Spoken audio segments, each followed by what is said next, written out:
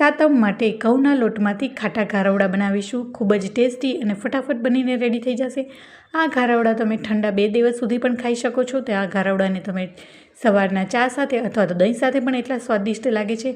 હવે અહીં મેં 1 બાઉલ જેટલા ઘઉંનો લોટ લીધો છે અને 1 ચમચાથી વધારે એવું ખાટું દહીં લીધું છે। હવે તેને લોટમાં સારી રીતના મિક્સ કરી લઈશું અને થોડું એવું પાણી એડ કરીને લોટને આવી રીતના સારી રીતના મિક્સ કરી લઈશું। અહીં તમે દહીં છે એ ખાટું હોવું જરૂરી છે। અહીં દહીંની જગ્યાએ તમે ખાટી છાશનો પણ ઉપયોગ કરી શકો છો।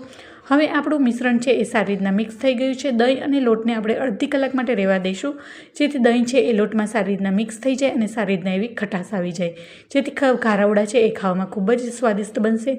હવે અહીંયા અડધી કલાક બાદ તમે જોઈ શકો છો સારી રીતના લોટ છે એ સેટ થઈ ગયો છે। હવે તેમાં મસાલા એડ કરીશું। મસાલામાં 1/2 ટીસ્પૂન જેટલું જીરું, 2 ચમચી જેટલું આદુ મરચાંની પેસ્ટ, સ્વાદ પ્રમાણે મીઠું, 1/2 ટીસ્પૂન જેટલું હળદર પાવડર અને 1 ચમચી જેટલું કાશ્મીરી લાલ મરચું પાવડર નાખી સારી રીતના મિક્સ કરી દઈશું।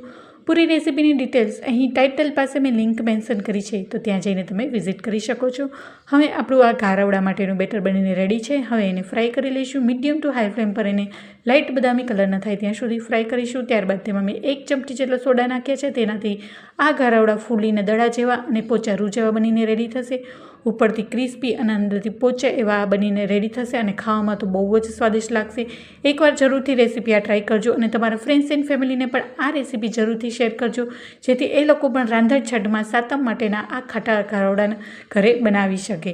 હવે આપણે એને બદામી કલરનો આવે ત્યાં સુધી એને મીડિયમ ટુ હાઈ ફ્લેમ પર આ ઘારવડાને ફ્રાય કરીશું। આ ઘારવડામાં તમે ટોમેટો ચટણી, ટોમેટો કેચઅપ કે ગ્રીન ચટણી સાથે પણ ખાઈ શકો છો, અથવા તો ચટણી વગર પણ એટલા ટેસ્ટી બનીને રેડી થશે। અને તમે જો એકવાર આ બનાવશો તો વારંવાર બનાવશો એટલા સ્વાદિષ્ટ બનીને રેડી થશે। હવે બદામી કલર આવી ગયો છે। હવે એને એક પ્લેટમાં કાઢી લઈશું।